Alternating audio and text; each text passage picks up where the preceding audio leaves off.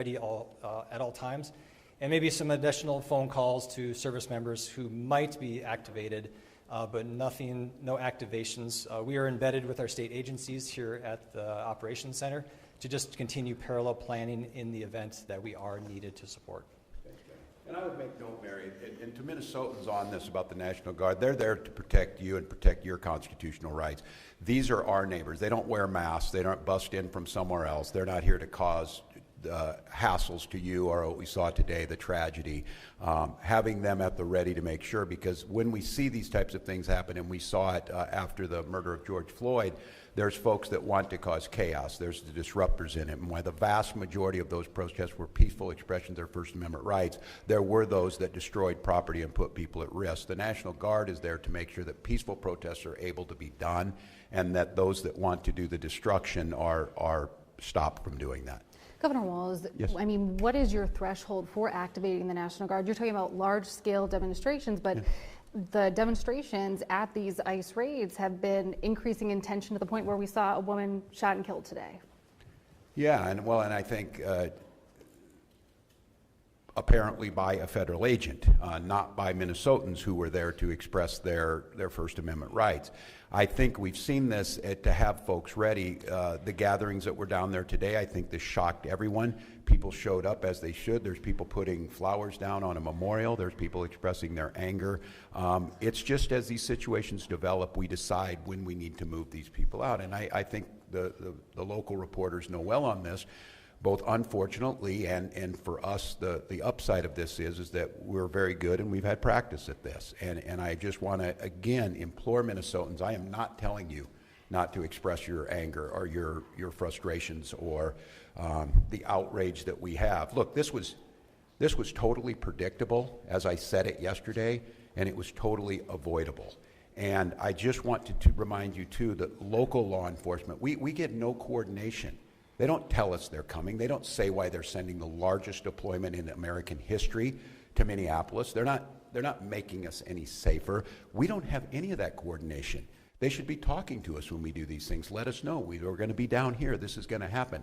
We don't have that. So when you see local law enforcement or state patrol, or if it would take the National Guard, we're there responding to the chaos they've created too, but our role is to make sure that we're protecting Minnesotans so that something like this doesn't happen. Do you feel that there should be a state presence moving forward at these sites? I have not. The question was, have I spoken to the individual's family? No, we do not have a definitive ID on this individual.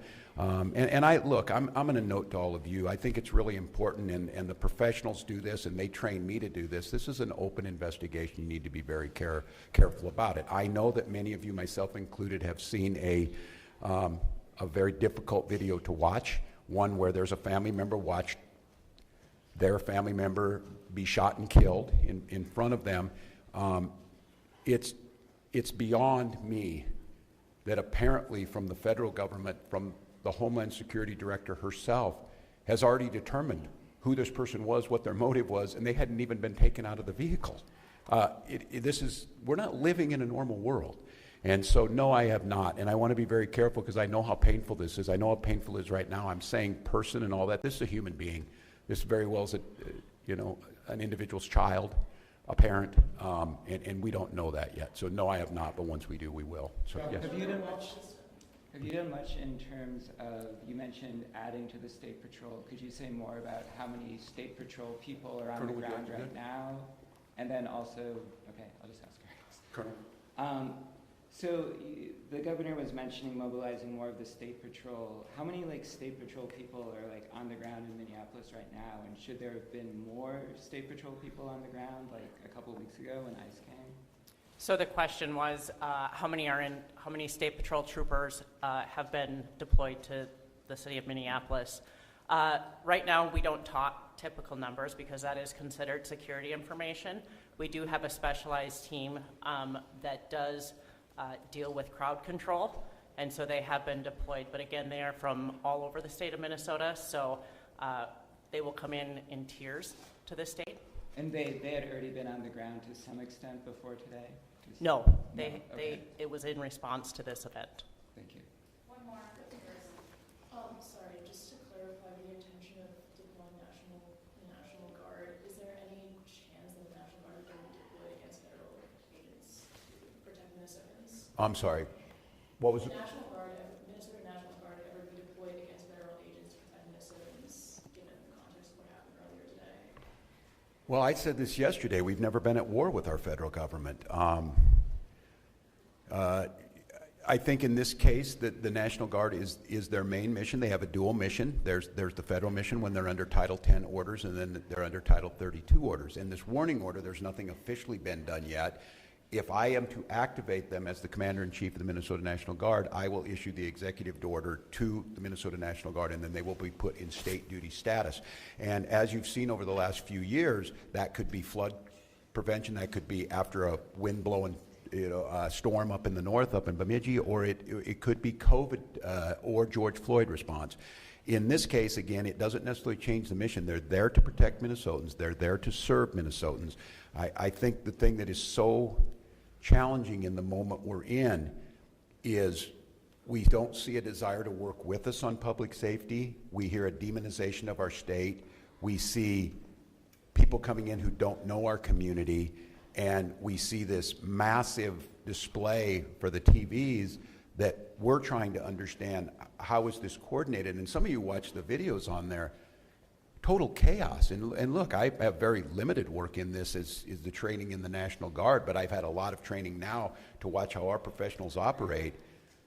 After this person was shot, federal agents milling around, touching the vehicle at a crime scene and things, I don't know what to tell you, and I don't quite know how to respond to the question other than my primary responsibility as governor is the protection of the people of Minnesota, and you can be assured whether it's the State Patrol or whether it's the National Guard, their deployment is there to protect Minnesotans from whatever it is. If it's an act of nature, if it's a global pandemic, or in this case, if it is a rogue federal agent. I don't know at this time, and I want to be very careful.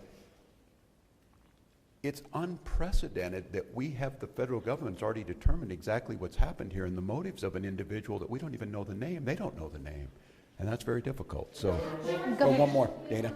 Dana. I wonder if you can respond to the president's tweet. He says, quote, "We need to stand by and protect our law enforcement officers from this radical left movement of violence and heat."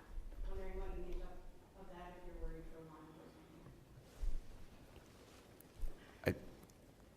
Look, and I understand the uniqueness of this moment in this week, following this week, seeing what's happening in the backdrop of a show hearing in D.C. My job is to govern, and my job is to see what the facts are. This happened a couple of hours ago, and we're already pitting American against American. All of you saw a video in your eyes. We have a chaotic situation caused by the largest deployment in American history of federal agents into a community with no communication to locals. We had a chaotic situation where an individual is in their car, shot and killed. And so, look, I want to be very cautious here because Donald Trump will make this about me. He will make this about politics. This is about public safety, and this is about normalcy. To Americans who are watching this, if you're in Portland or you're in LA or you're in Chicago or you're wherever they're coming next, stand with us. Stand with us against this. This was so preventable, so unnecessary, and I don't know, I hope. Maybe we're at the McCarthy moment. Do you have no decency? Do you have no decency? We have someone dead in their car for no reason whatsoever. And I don't want to be right about this, but I said if they do this, they're going to create a chaotic situation where someone innocent's going to get killed. And they did it. And now we hear more political rhetoric. Enough. Enough is enough. And so to Minnesotans, don't take the bait. Do not take the bait. Do not allow them to deploy federal troops into here. Do not allow them to invoke the Insurrection Act. Do not allow them to declare martial law. Do not allow them to lie about the security and the decency of this state. And let's let this investigation play itself out. Let's make sure we protect our neighbors. I encourage you to use your First Amendment rights and all of your constitutional rights, but do so in a peaceful manner. We'll gather back with you as soon as we gather more information that needs to be put out. But again, stay safe, Minnesotans, and we'll be back with you. Governor,